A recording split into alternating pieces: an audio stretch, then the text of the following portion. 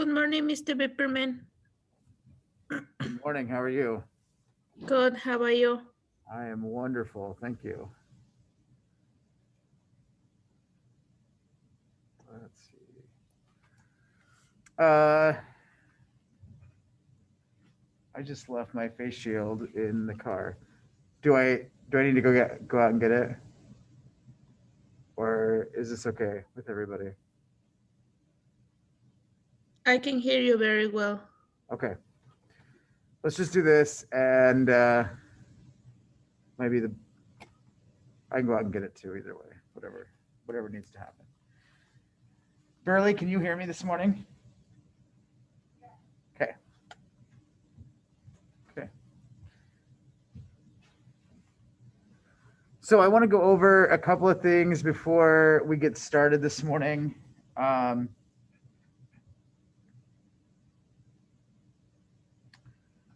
we are week 10. So we're talking about universalizing religions today. Uh, on Friday, we'll kind of go into some more depth there. And then next week will be New Empires and Common Culture, so chapter 9. And then you have the Unit 3 exam the following week. Okay.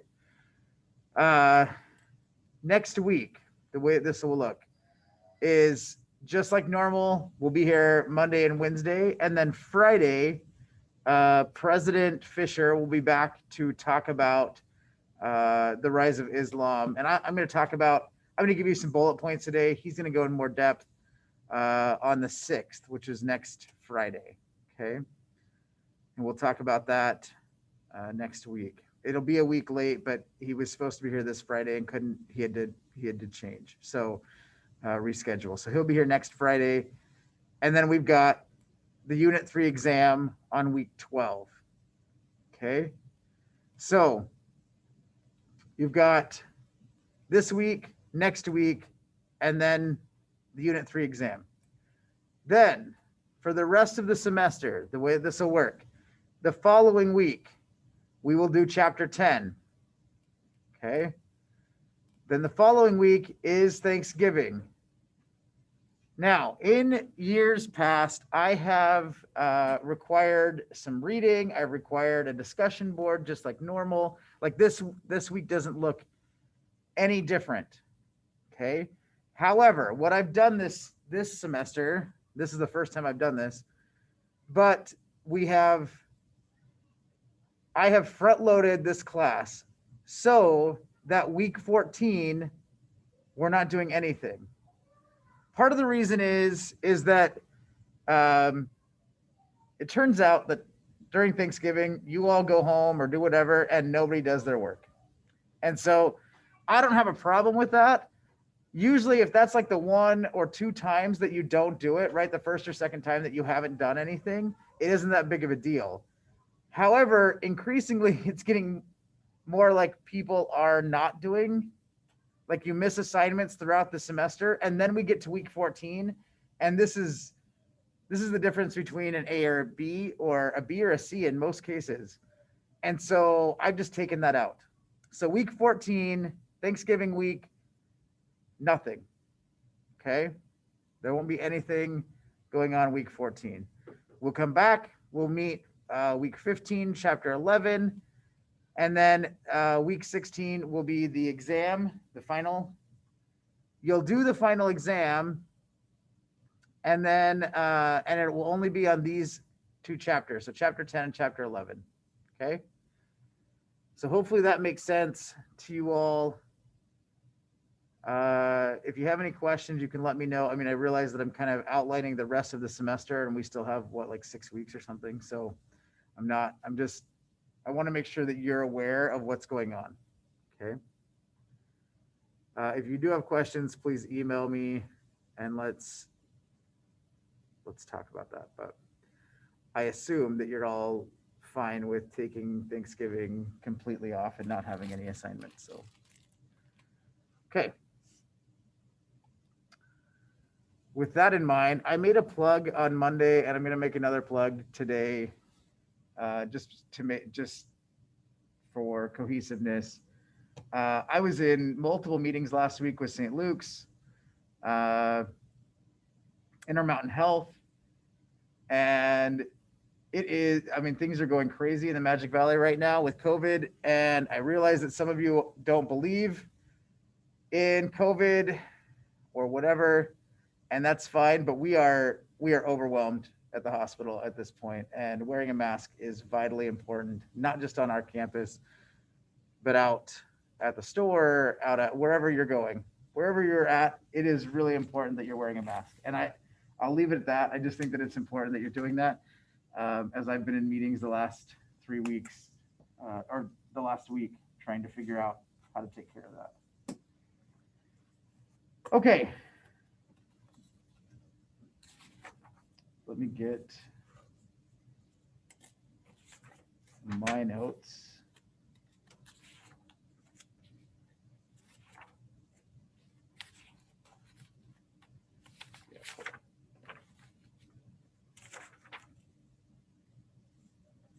Where?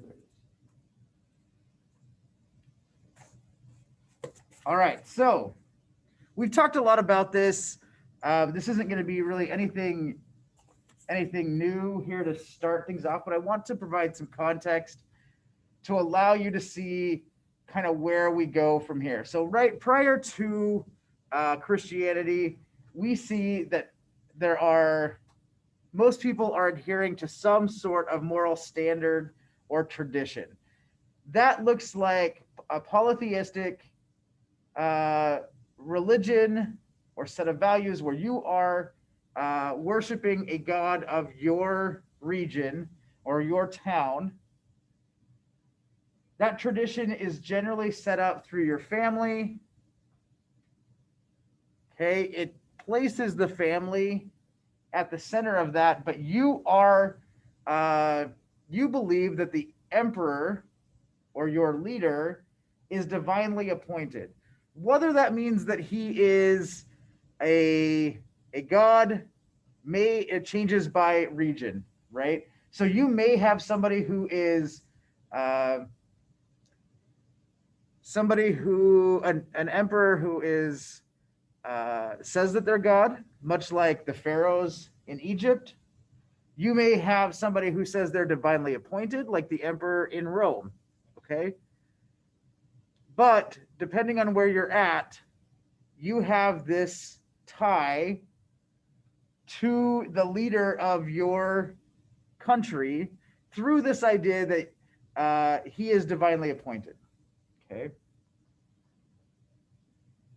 There are these moral set of values that are set up. Some of those, uh, a couple of big ones. Regardless of where you're at, adultery is bad. Okay. Adultery, you are not supposed to cheat on your spouse. However, generally men can get away with that through saying that their wives don't. Uh,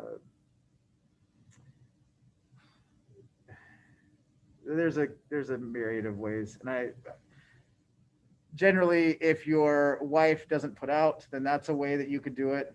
If your wife can't give you a son, that's a way that you could get divorced that was legal. Another, the big one that I want to get to, though, is concubines. If you were wealthy, you could have a set of concubines, and because they're tied to you, that's not adultery. Adultery is going out and having sexual relations with somebody outside of that sphere. Okay. At which point, that wasn't great. Men, though, could find ways of divorce where women generally couldn't. These are laws or traditions that are set about due to these moral values. And just, they're not Christian values, they're just a set of moral values. Okay. The other one is that marriage is specific to procreation. Okay. So you want children out of this union. Part of that comes out with this idea that if you can have more children, they're going to be more Roman. or they're going to be more Chinese, or whatever it is, right? You are building your population. And that these are two large pieces to understand the context of where we're headed with Christianity. Okay.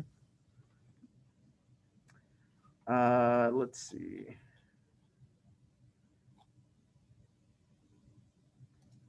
I don't think, for those of you who were here Monday, did I use the book much on Monday? I don't think I used it at all, did I? I'm gonna pull it up and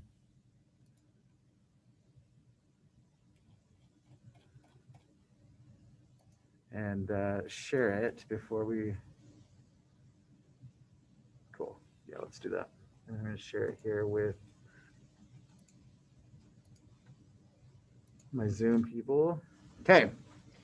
So with that being said, that kind of gives you the idea. Oh, and then lastly, there was this idea that you should live by example.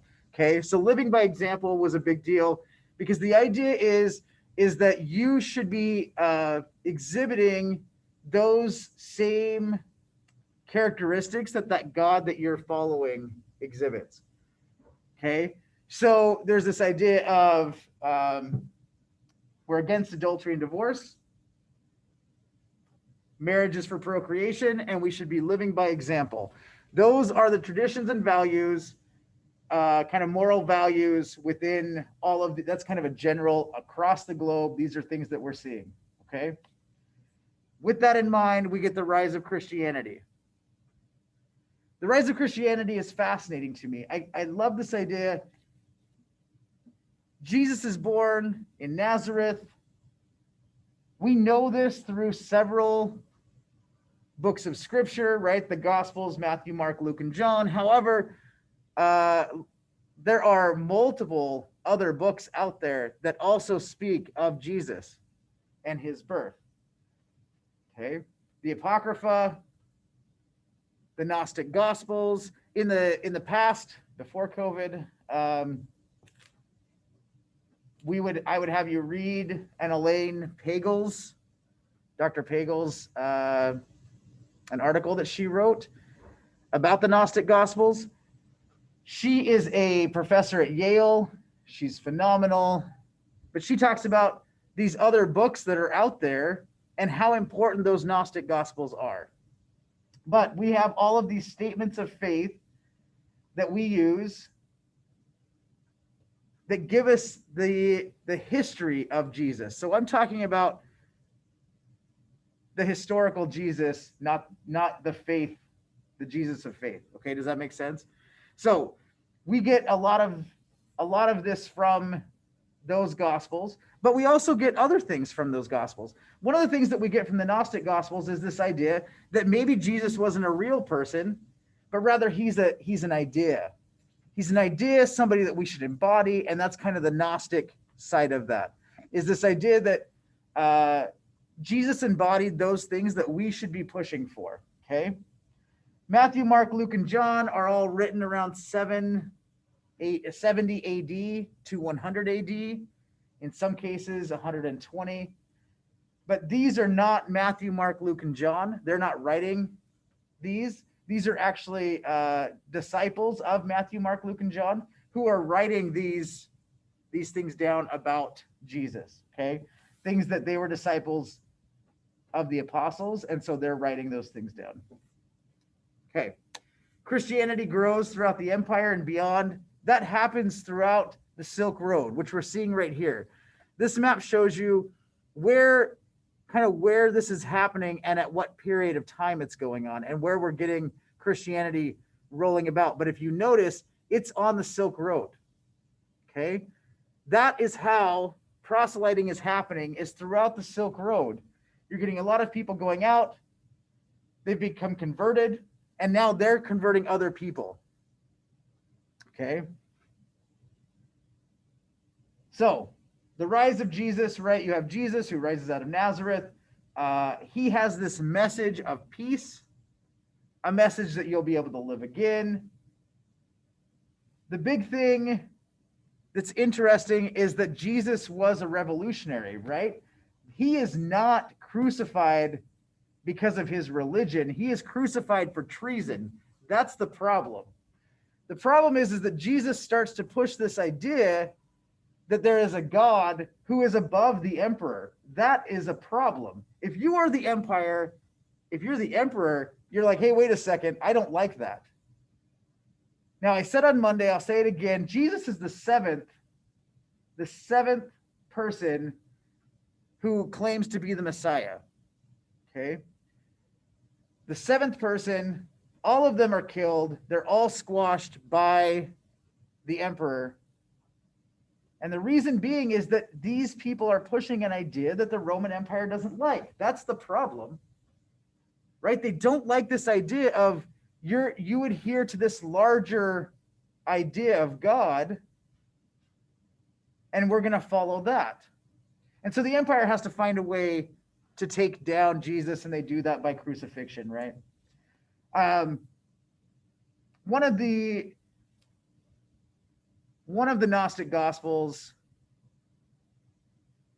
is the Gospel of Barnabas, which I think is fascinating. This idea that Barnabas says that, which also is written roughly the same time. Elaine Pagels puts it at 80 AD. Some scholars put it at 150 AD. There is a second book that's written that talks about the Jubilee year. I can get into that, but that goes way too deep. But that suggests that this book was written in the 1500s. But the Gospel of Barnabas says that Jesus wasn't resurrected, that actually God took him from the earth and transformed Judas into looking like Jesus, and then he's put on the cross, and Judas is crucified instead for his sins, right? Anyway, which I think is interesting. But we get this idea of these different gospels that are pushing these ideas, and the Roman Empire is not happy about this, and then Jesus is resurrected, and now people are like, hey, I saw Jesus. He came and he talked to me. He says that we need to continue this. And it starts to grow beyond itself, right? It's not just happening in Jerusalem. It is happening. It's starting to grow and build. And the empire thought they had squashed this thing by killing Jesus, and it doesn't squash. Instead, it just continues to grow. Let's talk about the great successes and some appeals of Christianity, and we'll go, and then we'll get on through this. But great successes. This is going to be a question on the exam. The first great successes are with the urban poor, rural farmers, and the uneducated. In the past, we've had a huge discussion in this class of why that is. It's difficult now with all of us wearing masks, but and half of us on Zoom. But the idea is that the urban poor and rural farmers like this idea because it equalizes them with wealthy people, right? It equalizes us. It has this idea of, hey, I'm an urban poor person or a rural farmer, and we're all headed to the same place. And so they like that, okay? Few wealthy people actually join in the beginning. Part of that is they don't want to lose their power, and they're seeing that Christians are being persecuted. But really, it's taking off because the message of Jesus is that you should be taking care of the poor. And so the poor is like, hey, this is a great idea for me. I need to be a part of this. Now, I'm not taking anything away from their conversion or their faith. I'm just telling you that part of the reason that they're looking at this is that there is this idea that the poor will inherit the earth, right? It also pushes participation in the community. So with the idea of participation in the community, you get a lot of rural poor or rural farmers and urban poor who haven't been able to participate before, but are able to get out and be part of this community that they didn't have prior. So they're all Christian. Does that make sense? They're all part of this community that they didn't have prior to this. The appeal of Christianity. I already talked about this one, but spiritual equality. We are all going to wind up in heaven together, regardless if you're poor or rich, bond or free, right? This idea. Christianity also had a warmth and a human appeal. So this idea of feeling um, like Jesus was on the earth, having this idea that it's got warmth to it, which they hadn't seen before. Gods are removed from them, but this is God was here with you. He was here with you, and now I like this idea of having this human appeal. Okay, and then lastly, the wealthy looking out for the poor. As you start to get more and more wealthy people joining the church, they start to see that they need to also be helping out the poor, and we start to see money trickling into helping people at the bottom. Okay. It also turns out, and this is going to be more of a problem in the 15th and 16th century, which is why Martin Luther gets really frustrated, but is this idea of paying for your sins. So helping the wealthy in uh, as a way to take care of those sins. Okay. So with that, we'll move on. We start to see the persecution of Christians. Part of this is because they denied pagan gods, and the Roman Empire doesn't like that, right? They don't worship the emperor. This is a big deal. And the emperor is now putting out whatever emperor it is. I mean, multiple emperors are putting out notices that people should be killing Christians. And it's because they don't worship the emperor. Christians don't participate in civic affairs. So they're part of this community, but that community is loyal to each other. And because of that, and because they don't have a lot of power, they don't participate in civic affairs. And so you get this idea of like pulling back, that they're not part of the community, which then in turn makes them not loyal. That's what they're seen at, right? They also engage in secret rites. So they are going out to a church together and doing this thing. And because it is not mainstream, they're doing it in secret. And the empire doesn't like that, right? They're secretly getting together. Well, I mean, honestly, this is something that we see over and over again in different societies of people coming together and meeting secretly. And all of a sudden we're like, oh, what are they doing? They're trying to undermine, right? They organize secret networks of associations. And this goes along with secret rites, but these networks of associations starts to bring unwanted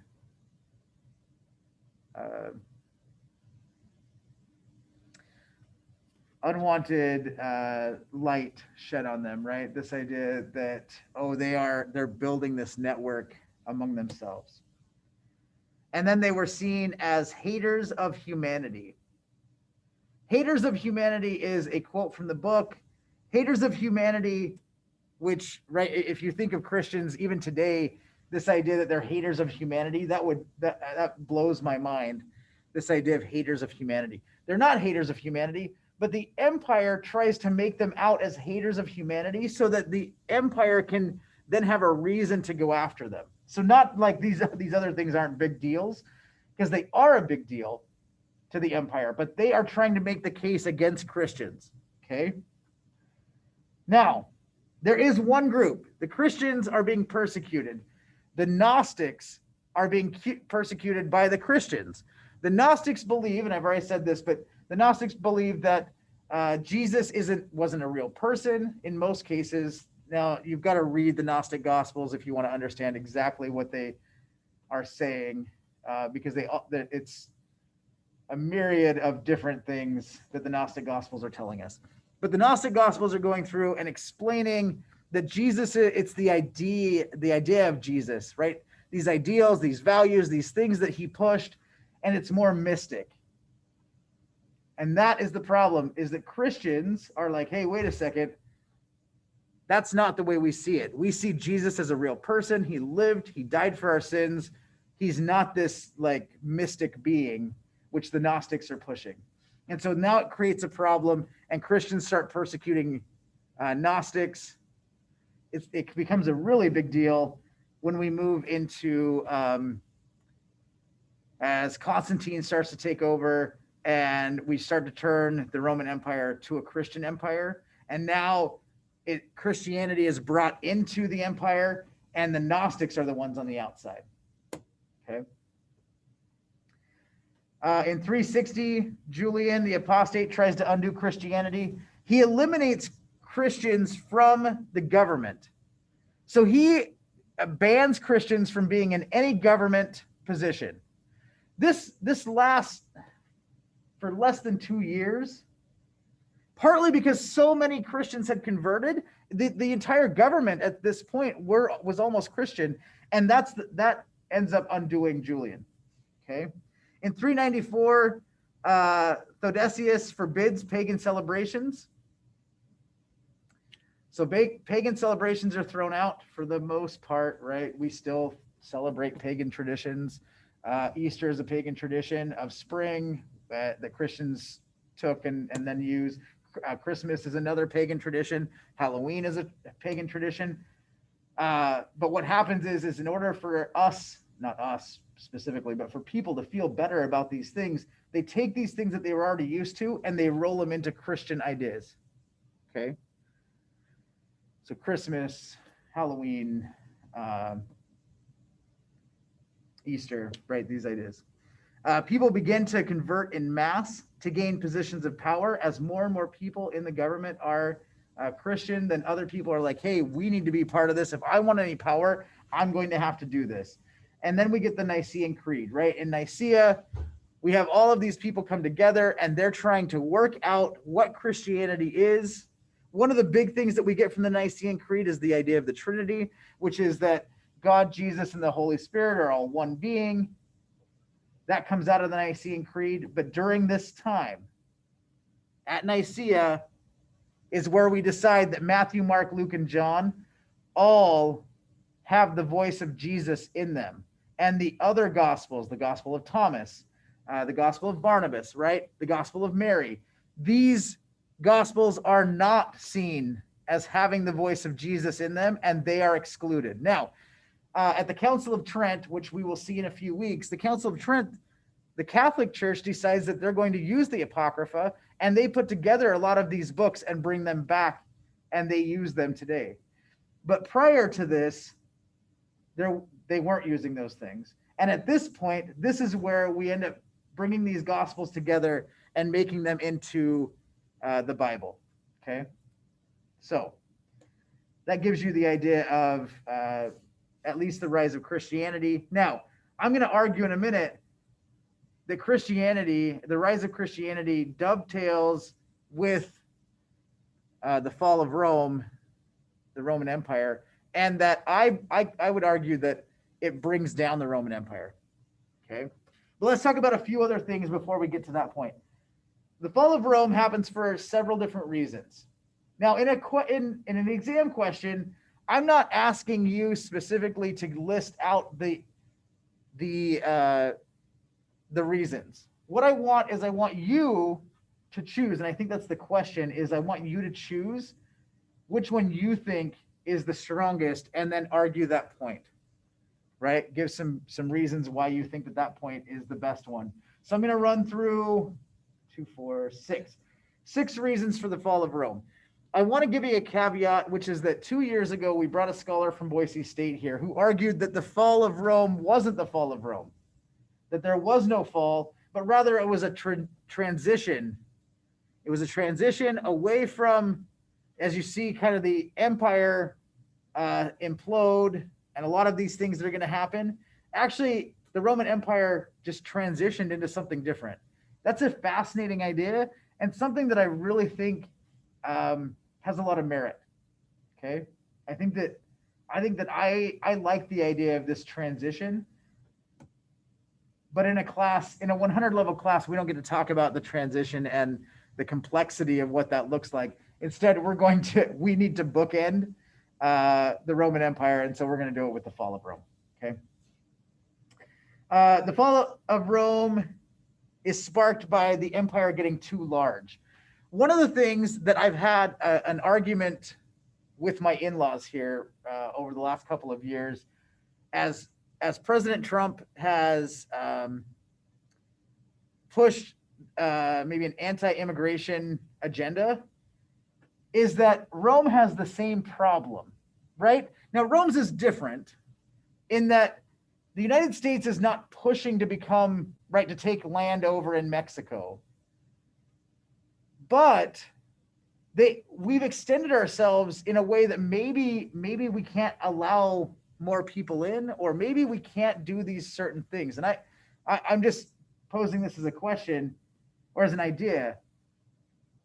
But the Roman Empire extends itself too far where its resources can't take care of itself any longer. So much so that they have to set up a dual emperors, right? An East and a West, which is the second piece. Now you've got a military, two different militaries, and the bureaucracy is so bloated that they can't take care of themselves and do all of this at the same time. They've extended themselves too far. Okay. And the argument that I've been having with my in-laws is, have we done that as a country? Have we extended ourselves too far? That is a question that you have to ask yourselves. I'm not certain that I can answer that. I just think that it's an interesting idea that the fall of Rome is actually the same problem, is that they've extended themselves so far that now they've got to cut the nation or the empire in half and have two different leaders and two different bureaucracies. They moved the capital to Constantinople in 324. This weakens the Western Empire. It strengthens the Eastern Empire. The capital is in Constantinople, which is in the Eastern Empire, and the Western Empire is left to kind of flounder. It's unfortunate, but they've got to get things out there into France, Spain, Portugal, right? And it's hard to do that. We are running out of time. Constant wars with the barbarians causes the empire to institute oppressive taxation. We've already seen with the Han Dynasty that this is another issue, right? That when you have excessive taxation, that it causes animosity with your people. The Vandals claim North Africa, and they begin trolling the Mediterranean Sea. They take over trade, and Rome loses their handle on the Mediterranean. We already talked about how important trade is, and if you're not controlling the Mediterranean, what do you really have? Now you're controlling the borders here of the Silk Road, but you've lost all of this in the middle, okay? Weakening the Roman legion is another reason. The weakening of the Roman legion, right? We talked about it was a professional military. That professional military, we start to lose people. People do not want to be part of the military any longer. And so the Roman Empire starts hiring mercenaries. Those mercenaries are not loyal to the Roman Empire. And those mercenaries are power hungry and up for whatever anybody's up to. We see that when the Vandals, or when the barbarians sacked the city of Rome, that a lot of those barbarians had been trained by the Roman military. They had been trained as Roman military, as Roman soldiers, and now they're going in and taking over. They're sacking Rome, okay? Lastly, is this idea of the spread of Christianity. Christianity as a reason for the fall of Rome. This is my issues. It erodes the Roman value system. Right off the bat, you're going away from polytheism to monotheism with one God, which then makes you less loyal to the empire, okay? Making you less loyal, you do not see the emperor as your deity any longer. And because of that, yeah, he might say some things to you. You may think that he's a great guy, but ultimately you adhere to Christian values now, and those Christian values supersede what the emperor is telling you.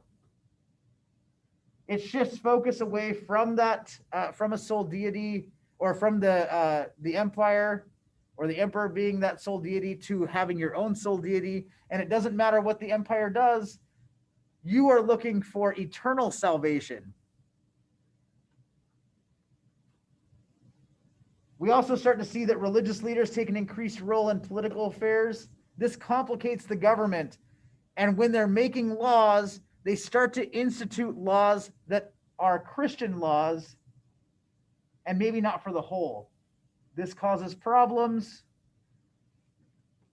Okay, and this pushes for the downfall of Rome as well. At least, at the very least, it dovetails. I think it's a major reason. But you see this uptick uh, in conversion to Christianity, and you see the fall of Rome on the other side. It's interesting. I think that you can argue either. Okay. With our last 13 minutes, I need to also. This is about universalizing religions, not just Christianity, right? With that in mind, we also need to talk about the rise of Islam in the Islamic world. Muhammad was an orphan who was raised by uh, by a modest family. He ends up being taken in. He's raised by modest means. He marries a wealthy woman. Muhammad, in the beginning, is this playboy, and he goes out to Mecca, and he's all about like partying, being in the scene, and he marries this wealthy woman who is a tradeswoman in Mecca, and then he starts to see that the people at the bottom, he was once one of those people, and that he should be helping them, and he becomes a social activist. Okay? So he doesn't like this idea of materialism, paganism. He doesn't like the unjust treatment of the poor and needy. And so as he starts to transition away from being this playboy, he starts to gain revelations. He goes out to a cave where he says that the angel Gabriel meets with him regularly and gives him these values, right? Gives them these ideas, which then he puts down he recites, which the Quran means reciting. And so he recites all of these things, and that's what the Quran is. Okay. The basic message for all of his followers were to submit to God's will. And his followers were called Muslims, which means submissive or surrendering. So basically, this idea of Muslims were to submit to God's will. Now, this is not different than Christians, right, who are also submitting to God's will, who are supposed to be helping the poor and the needy. Muhammad is pushing this idea. I want you to think about one thing. What is the difference then between Muhammad and other prophets that we've seen? Because in my mind, they're the same, right? They're both pushing this idea of submitting to God's will, helping the poor and needy. Muslims believe that revelation from God stops with Muhammad. He ends up, we're going to talk about a couple other things first. According to Muhammad, Jesus was a prophet, but he was not co-equal or co-eternal, meaning that he was not the Son of God. This makes most Christians mad, right? Is this idea that Jesus is not divine, that he was only a prophet. Now, Muhammad is not saying that he is the Son of God. He is also just saying that he is a mouthpiece for God. Muhammad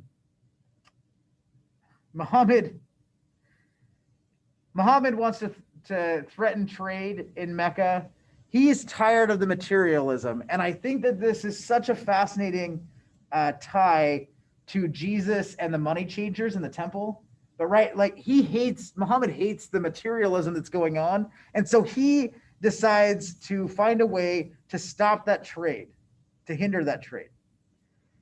Um, he believes that trade leads to wealth, and that wealth that people are idolizing that wealth, right? So he doesn't like this idolatry of the wealth and materialism. And so he takes a flight into Medina, which is 240 miles north. Um,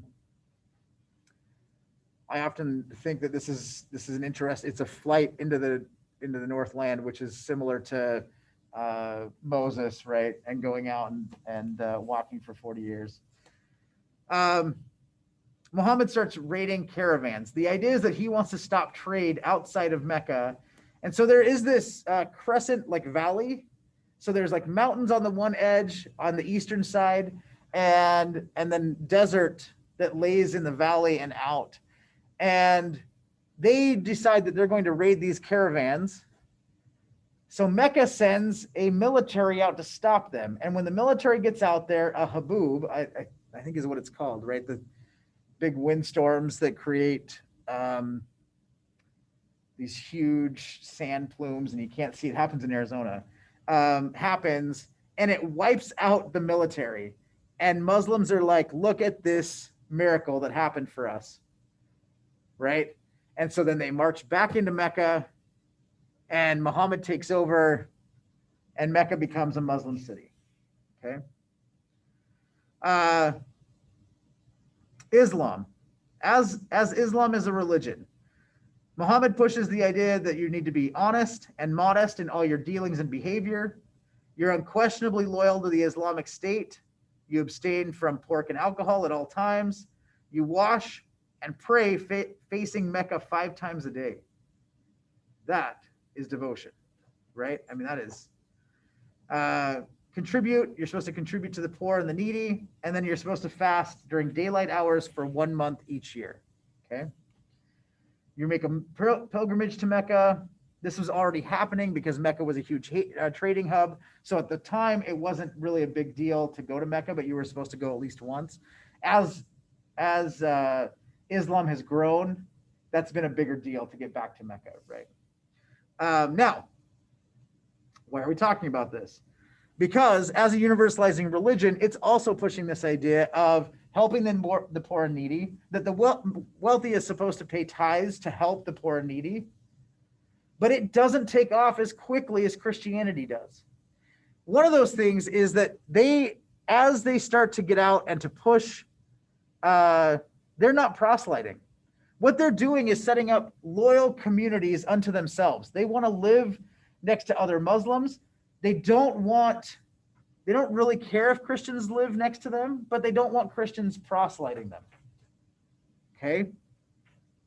And so they're more tolerant. They allow these larger communities of people to live together, but they don't proselyte because they don't want to be proselyted to. And that means that it takes off. It's a lot slower. Okay?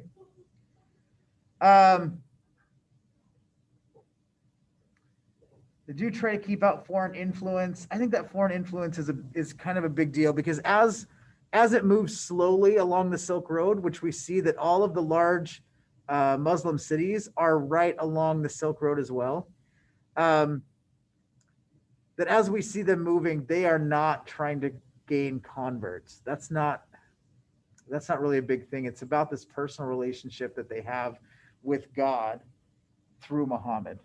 Okay. Now, Muhammad dies in 623, and he's got 3 son-in-laws who want to take over. I'm going to give you, just in the last few minutes here, kind of an understanding, because I think that when we're talking about these issues today, especially when we talk about Muslims or Muslim terrorists, specifically in this country, that we get some things wrong. First, the caliphate is the head leader, right? It's the idea of like a prophet. And Ali, most people believe that Ali was the rightful successor to Muhammad. He was his oldest son-in-law and should have been able to take over. Because of that, you have Shiite or Shia Muslims who are very partisan, and they follow the Quran to exactness. And they believe that martyrdom is a major contributing factor to their theology. They believe that martyrdom is part of their religion. Martyrdom is seen in a lot of different ways, but one of those happens to be, right, we see this idea with Shiite Muslims who strap bombs to themselves and blow Christians up or blow people up. Okay. But they adhere to this strict observance of the Quran. They see that it can't be changed. I see this as a similar idea with people who say that our Constitution can't be changed, right? You have the two different factions of people who are like, no, the Constitution is written as it is, or there's this idea that it can change. It's a living document, okay? And that's what Shiite Muslims, they believe, it's strict literal interpretation of Islamic law and the Quran, okay? They believe that an imam should control the religion, okay? Now we have an imam here in Twin Falls who runs the Islamic Center downtown. He's a great guy, actually. But it shouldn't be a caliphate that's running everything. Okay. Okay, so that's Shiites. Sunnis, they are loyal above all else. Sunnis are traditional, yet they want teachers, they want educated people to be at the top, to be in positions of power. They want the caliphate to be a educated scholar or preacher who then not only leads the religion but also leads the rest of the state. And so we've seen this throughout time as different caliphates have run, like Iran, right? You have the Shah that was over Iran in the 50s, and then you have a caliphate that is over. And anyway, it kind of goes back and forth. But Sunnis are they're the ones who believe. Anyway, they make up the largest portion. Shiite Muslims, small portion of Islam. Sunni Muslims make up a larger portion. They're more secular, right? You don't have to wear headscarves, things like that, unless you're praying, okay? Lastly, Sufis. Sufis make up the smallest portion of Islam. This is like the Gnostics with Christianity. They believe they're more a mystical branch of Islam. They become popular with individuals who reject the formal idea of Islam or the traditional view of Islam. They think that Islam, that you can have this personal relationship with God through Muhammad, and that it's more mystical, right? That maybe Muhammad wasn't a real person. Maybe he's just a set of ideas and values that we live through. And Sufism is an interesting portion of the religion. They're always looking inward, personal expressions concerning their relationship with Allah, okay, or with God. These religions are the two that grow up throughout this portion of the world, and we start to see them grow using the Silk Roads. Okay. On Friday, we will talk more about not necessarily these religions, but really what's going on around the rest of the globe and how that looks through the eyes of these other two major religions that are growing up. And then, right, these two religions are going to fight for the rest of their time. I mean, they're continually Christians and Muslims fighting over and over and over again. I have taken all of my time today. If you have any questions, please feel free to email me, give me a call, stop by my office. I hope you have a great day. I will see you all on Friday.